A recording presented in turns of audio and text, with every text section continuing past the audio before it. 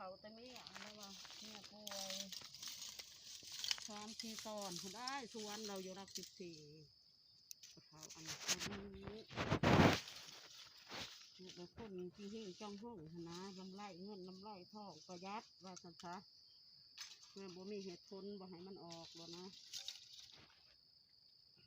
ลูกเต่าเขากับบ่มักมันบอก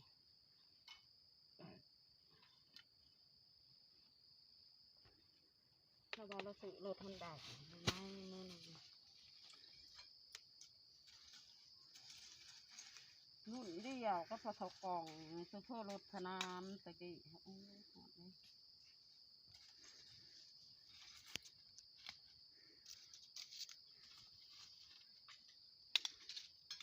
ยังหอนอยู่ตินี่อันน่ะหดอย่างหนึ่งใส่ได้มันสิบ่ดวกบ่งามทานสิโป๊ดงามมีแต่ตัวใหญ่งามกว่าสุดก่อนหนึ่งเนาะท่านสุดก่อนโอ้ทานบ่เป็นตาเอาเพราะกูได้ซื้อแต่ก็สิดา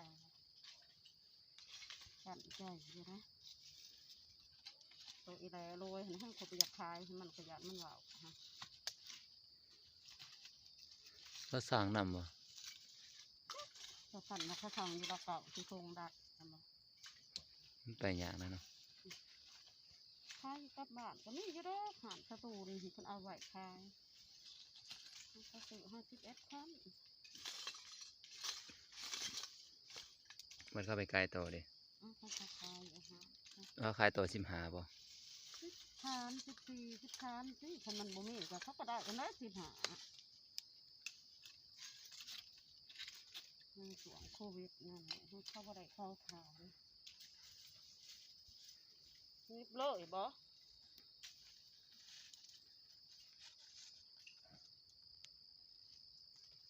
เขามาอยู่น้ำเห่ากะมันกะเพื่อได้ใช่เขาอยู่ได้บ่มันผิดค่ะ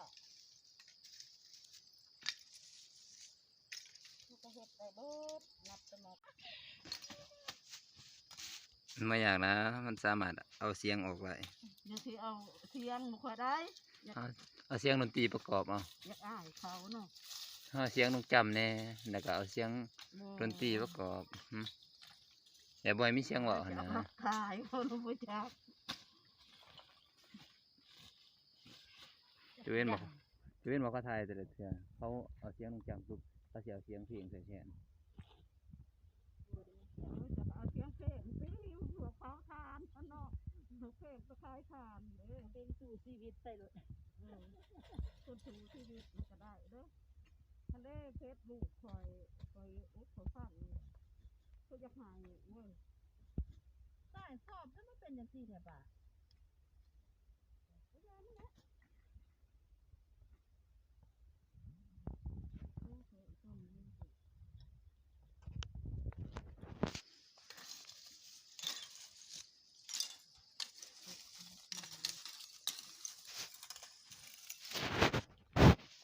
ดูว่าท่านตัวอะไรสามารถสั่งซื้อได้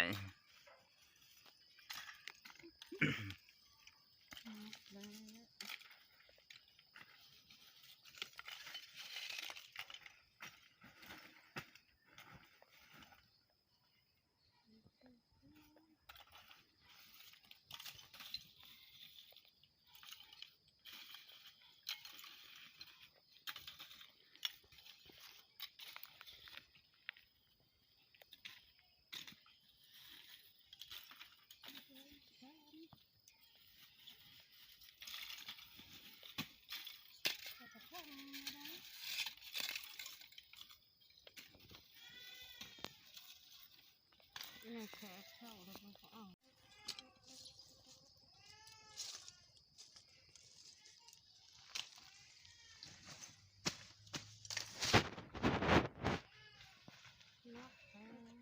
เป็นเหตุ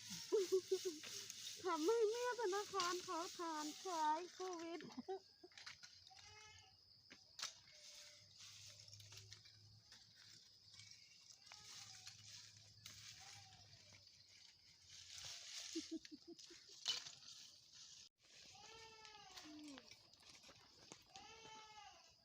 เด้อสมาหายเด้อ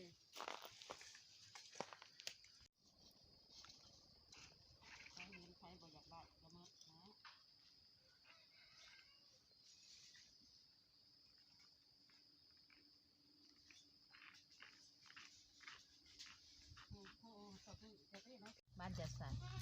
ดินจัดสรร ขรุดบ่ ให้ดาวบ่เหือน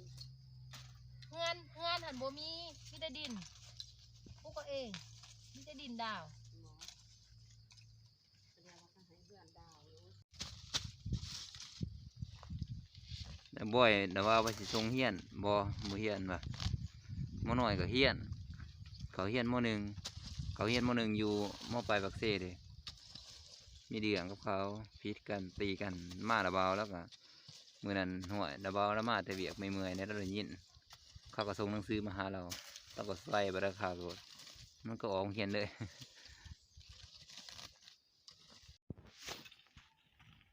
ฉันเดือดร้อนมาโทรหาเขากับว่ายากเด้อเด็กน้อยหั่นนี่หาตัวเองก็บ่จะเป็นมันได้โคตรโทรหาเรา